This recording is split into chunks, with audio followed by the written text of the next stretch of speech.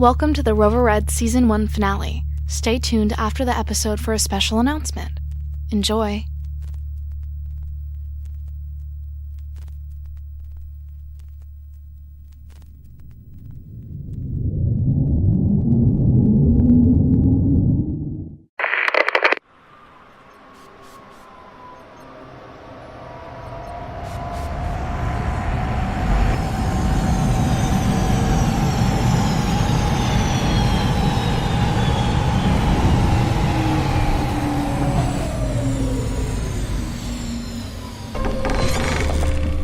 Node 2 of Skyweb is now active and online. Do you know what that means, Evie? I do not. In the distance, Leah could make out faint light against the black sky. What city is that? According to the updated map, that city is called Leston. Updated map? When Conclave was enabled and Node 1 became active, a section of my map was updated. Send it to the device. I want to see. Leah stared at the map, looking at all the names clustered around a dot labeled Node 1. As she looked, Node 2 turned from gray and black to pink and yellow, signifying that it was active and online. Whoa. Did you see that? Yes. All the cities we can see seem to be between nodes 1 and 2. Will we get all the other cities when the other nodes go online? Logically, that makes sense, although one of the nodes appears to be labeled Node Prime. Where? In the province of War. What do you think that one does? I am unsure. And there's nothing else in the Book of Rover about Conclave? No. Silt. Okay, let's keep going to Leston. Okay, let's hear it. Leah, there's a man in famine looking for a rover to help him find his daughter. Use that as your cover if anyone asks why you're in famine. Don't give them your real name, and have Evie help you act like a run-of-the-mill rover. Okay, but does the Rover Council realize how big the Otherwhere is? Where am I supposed to find this man? I would suggest tapping the symbol in the lower left corner of your device. The thing that looks like an eye in the middle of a circle? Yes, Leah. There's a severe possibility that it stands for information. Whatever, Evie. Leah took Evie's fantastic advice, tapping the information button. Her eyes widened when a new screen she'd never seen before appeared. It was filled with symbols. There was a triangle, a skull, an exclamation point, this is a lot of symbols. Tap the vertical line with the dot beneath it. The exclamation point? I was not aware that you knew the names. I do. Then tap it. Leah tapped the exclamation point and a new screen with several entries appeared. The list consisted of the following phrases: Rover Fortress, Death Temple, Daughter Location, and Oracle. Leah tapped Daughter Location and the screen shifted back to the map. The exclamation point now hovered above a city named Rich. At the bottom of the screen, words scrolled. There has been talk of a man seeking a rover to help him find his daughter. Where did that list of entries come from? I am unsure. I bet it came from the Rover Council. It's more likely that it came from Conclave, but the Rover Council could be a possibility. Okay. To Rich. Yes. After you. Did you just make a joke? No, Leah. I didn't. I don't make jokes. Evie? Yes? Those lights are back. The purple ones? Can you do any sort of, I don't know the word, enhancement on what those lights are? I am unsure what you are asking me to do. I can attempt to analyze what they are if you wish. It will be difficult, though, until they're within range. See what you can find out, Evie. On it, Leah. Good. Can you? Node 3 of Skyweb is now active and online. Route me to Rich. Calculating. Complete. Send it to my HUD. Sending. Thanks. Read it. Leah, find the unwanted or outcasts of the city if you want to blend in. They go unnoticed most of the time themselves. Many can have valuable knowledge and can share what they have experienced. Be safe, Rover. Liam. Got it, Liam. I'll keep that in mind. I should fit right in with the outcasts. Let's go, Evie.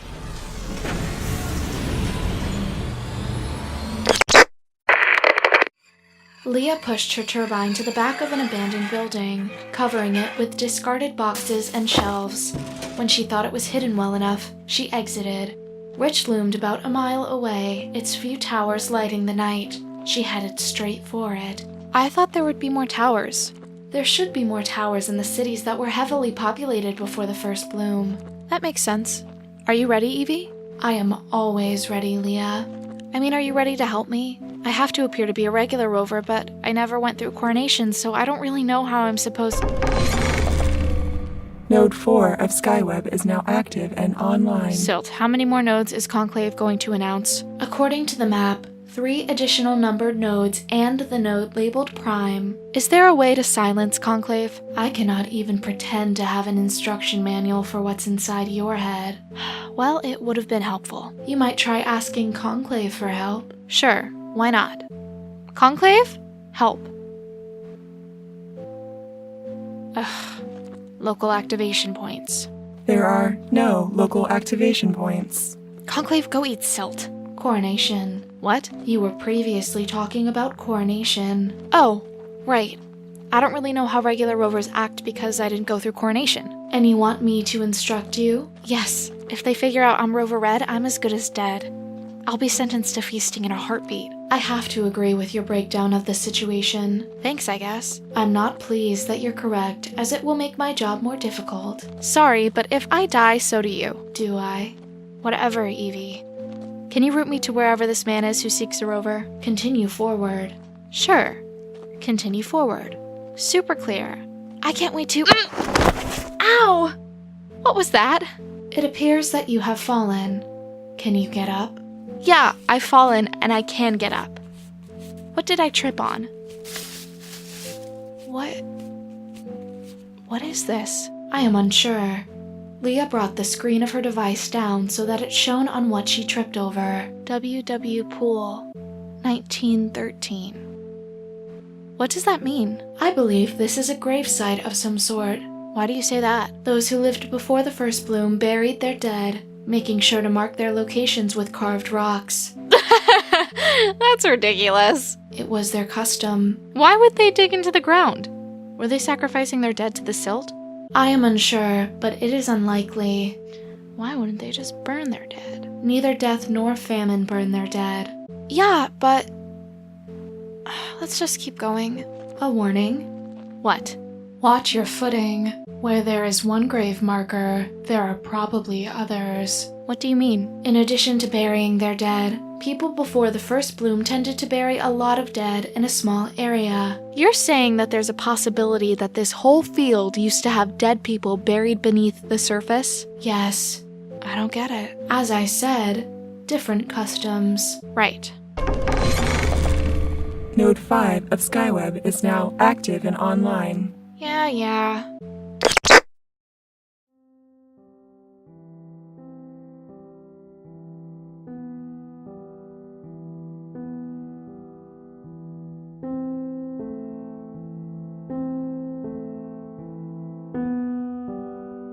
Oh. Hello, loyal listener. Were you expecting to hear me talk about the Rover Red Patreon you can find at roverredpodcast.com/support? Or maybe you wanted to hear about the Rover Red Discord server you can find at roverredpodcast.com/discord? Fine. Close your eyes. Hold your breath. And keep waiting.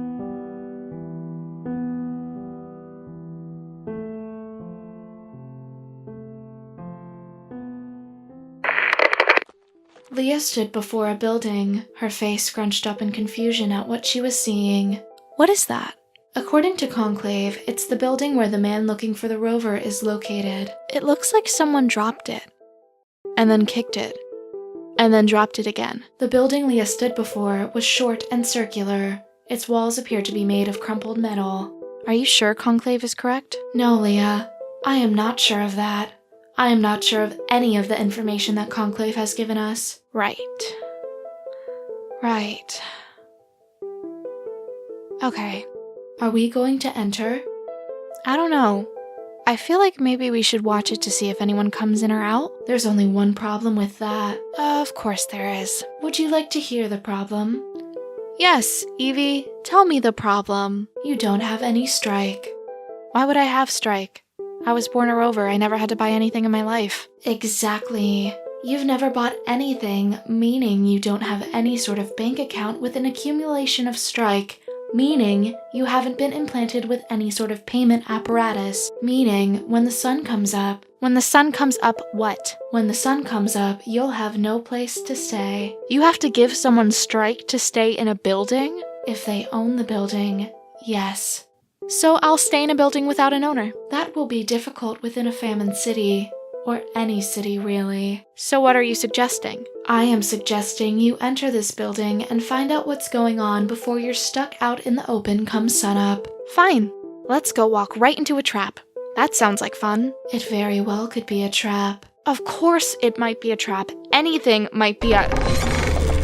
Node 6 of Skyweb is now active and online. Conclave? Shut up! A man leaned out from the door to the giant dented building. Can I help you with something? Well, now I don't have a choice. Let's get this over with. Leah approached the man, eyes darting side to side for any hint of an ambush that might be lurking. Hi, my name is... Don't say Leah. The name Leah is associated with Rover Red. Cheryl. The man nodded, but didn't offer his own name. I'm a rover? The man simply nodded at her a second time. I was told you were looking for a rover to help you assist in finding your daughter. The man's face broke into a look of sheer relief. It's you. You came. I sure did. What can you tell me about your daughter? The man shook his head from side to side sharply. Come inside first. We don't know what ears are listening right now. Evie? I don't see you have any other choice, Leah. Right. Leah followed the man inside the strange building. So? The man shook his head no and put his finger to his lips, motioning Leah deeper into the building. Leah followed the man up several flights of stairs to a room she thought must be at the very center of the structure. He motioned for her to take a seat and did the same. So, your daughter? The man nodded. They took her. Who took her? The man answered as if what he was saying was the only answer. The royal families that run the royal court. I'm still new to the otherware. What's the royal court? The man suddenly looked suspicious. Wait. How do I know you're not Rover Red? I'm not. Yes, the man said. But can you prove it? No. But I'm not Rover Red. If you are Rover Red, please walk away, the man said. You would do more harm than good. Leah, even if he does not mean it as a trap, this is still a trap. You can't walk away now without revealing who you are. I'm not Rover Red. The man narrowed his eyes, took a moment to make up his mind, and then nodded before speaking. Okay. I'm going to trust you. Please don't make me regret it. I won't. You were asking about the royal court, the man said. There's really not a lot to it. It's mostly for rovers that want to commit to a lifetime of upward social mobility. What is that? To become a noble, the man explained, you have to begin as a beast. Leah, this is a lie that famine nobles tell the lower classes so that they may continue harvesting their human crops. Okay, so to become a noble, you have to become a beast, and royal court is where rovers that want to start that process go. I follow. I don't really understand why a rover would want to do that, but I follow. So why would the royal court take your daughter if they have volunteers? The man shrugged.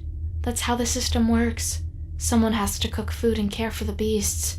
The royal court drafts any and all that can work for the beasts, and by proxy, the nobles. The royal court also does other things that I'd rather not talk about. Okay, so the royal court is like what? A proving ground for rovers to become beasts? Yes, the man said. It's for rovers and those born of the other provinces to attempt to gain a noble rank within famine. And that's why you wanted a rover? Precisely, the man said. A rover can easily join the royal court. Okay. I'll do it. The man's eyes teared up at this, and he started laughing as relief shone across his face. Oh, thank you. Thank you so much. Please bring back my Amberist. Is Amberist your daughter's name? Yes, she's named after my wife. Is your wife? She passed several years ago, the man said. I'm sorry. The man shrugged. It happens daily. So, where is the royal court? The man pointed over Leah's shoulder. That direction. The Monroe Tower. It's the tallest and rich. Okay. I'm going to do my best to bring back Ambrist. Thank you so much, the man said, taking her hand into his and shaking it. I'll never be able to repay you. It's fine. Just one more question. How old is Ambrist and what does she look like? How will I know her? She has brown eyes and hair, the man said. She's 16. She should have already been branded on her left cheek. Oh, also her right ear was removed when she was younger. Why? She ran in front of a noble when she was a toddler, the man said, shrugging as though this were a normal occurrence. Right. Of course. The man showed Leah out of the building. In the distance, she could see Monroe's tower lit for all the otherwhere to see and began walking towards it.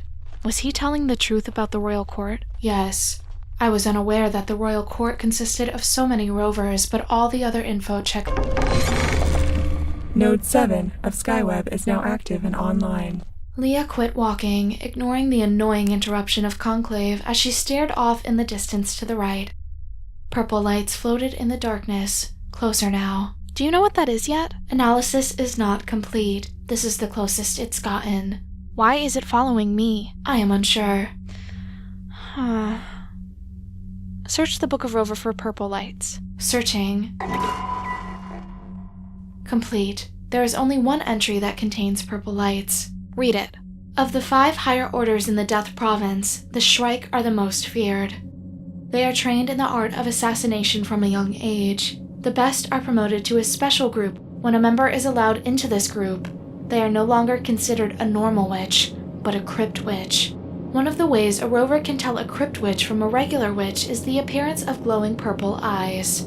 The crypt witches harness the silt within their bodies to grant them a special type of vision that not only enhances their ability to see in the dark, but also visually distinguishes Death Province citizens from those born outside of the province. Unfortunately, the purple glow from their eyes is not often seen as they wear mesh goggles to block its appearance at night. Leah, if you're being followed by a crypt witch, there's not much I can do to help you. Silt. Why would a crypt witch be following me? I am unsure. Well, let's see how they like the royal court. The assumption that you can make it to Monroe's tower before they attack you is faulty. Thanks for the vote of confidence. I am supremely confident that if you make it to the royal court, it will be solely because the crypt witch, if that's what is out there, allows you to. Thanks, Evie.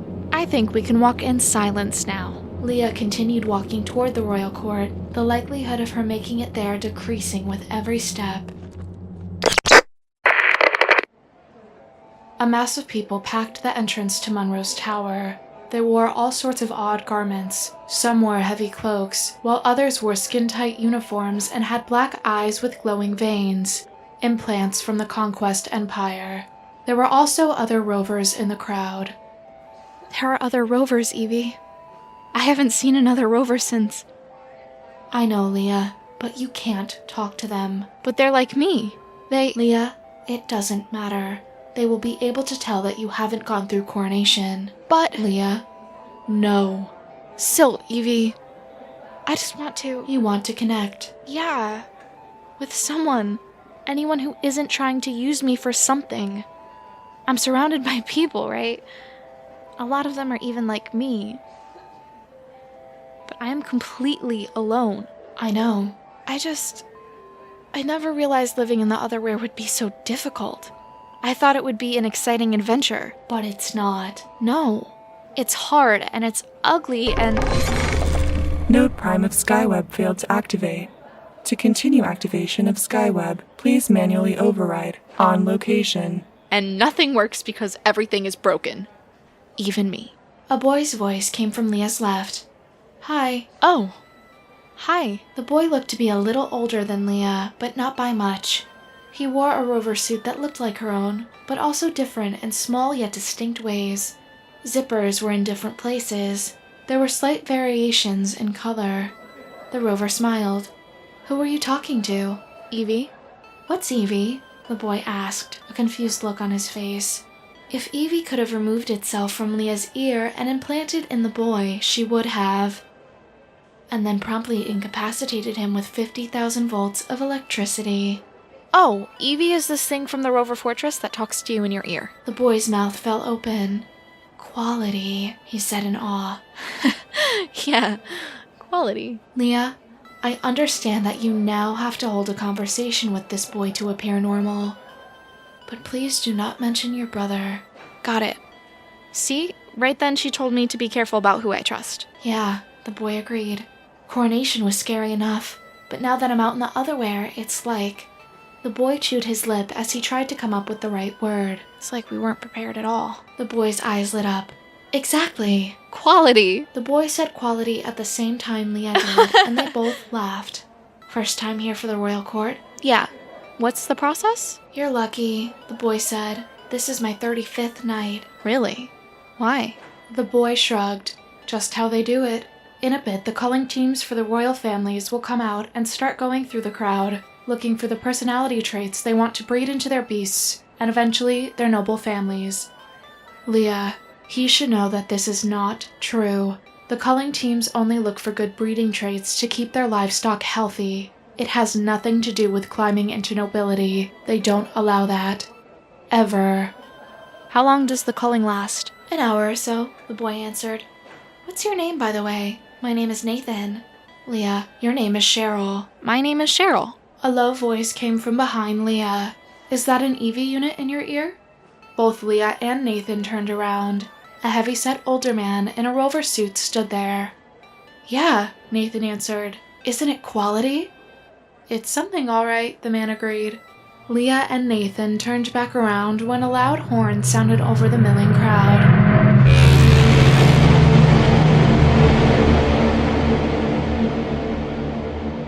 Is this normal? Yeah, Nathan said. A member of each royal family will appear on that balcony up there to oversee the process, and then the culling teams will come out. You might have your measurements taken or your teeth looked at, so be prepared. Okay. Several men and women appeared on the balcony. All wore large powdered wigs and wore frilly clothing in varying pastel shades. Shortly after, the culling teams began working their way into the crowd.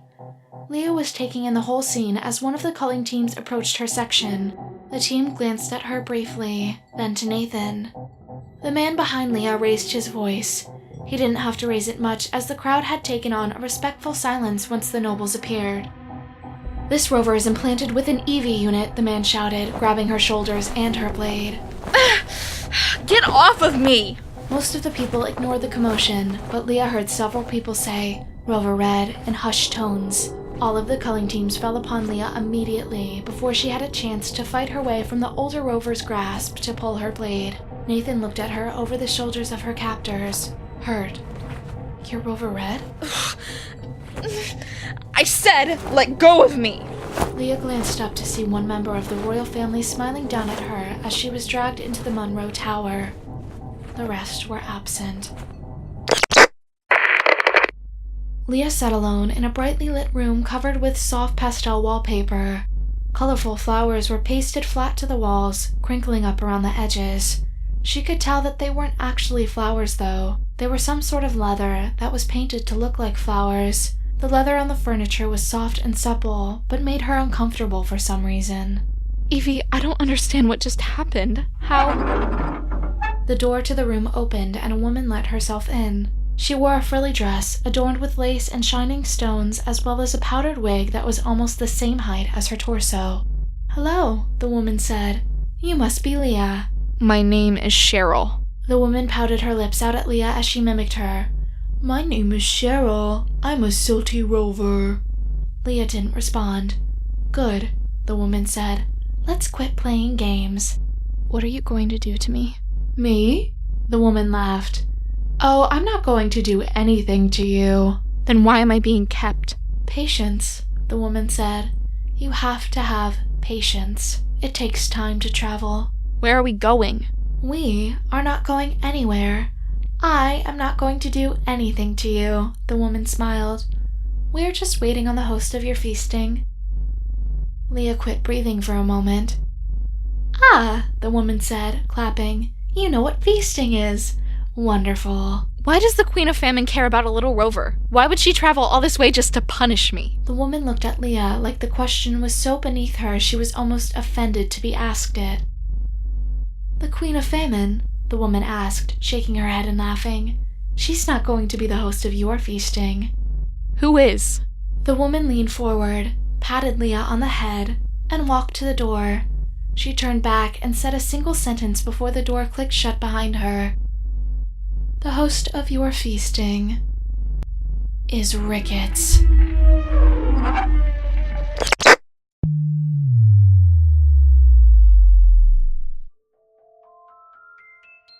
Hello, loyal listener. Hey, this is Madison Martin, the voice of Leah, Evie, Jolene, and just about everyone else in Rover Red Alone in Apocalypse. This was the final episode of Season 1. We'll be back with Season 2 in less than 2 months on Wednesday, May 24th, so stay subscribed. Also, starting this Tuesday, the Patreon-exclusive Project Nightlight feed will immediately shift into the After Apocalypse show, which will feature weekly episodes where the cast and crew of Rover Red talk about other podcasts they like, listener Q&As, struggles with specific episodes, and what we do to get ready to create. These episodes will each run for about an hour. The base level to get this feed on Patreon is $5. It would really help us continue making this show if you donated. You can look at our levels by visiting roverredpodcast.com/support. Your help means everything to us. We'll see you again on May 24th or this Tuesday for the Project Nightlight people. Bye!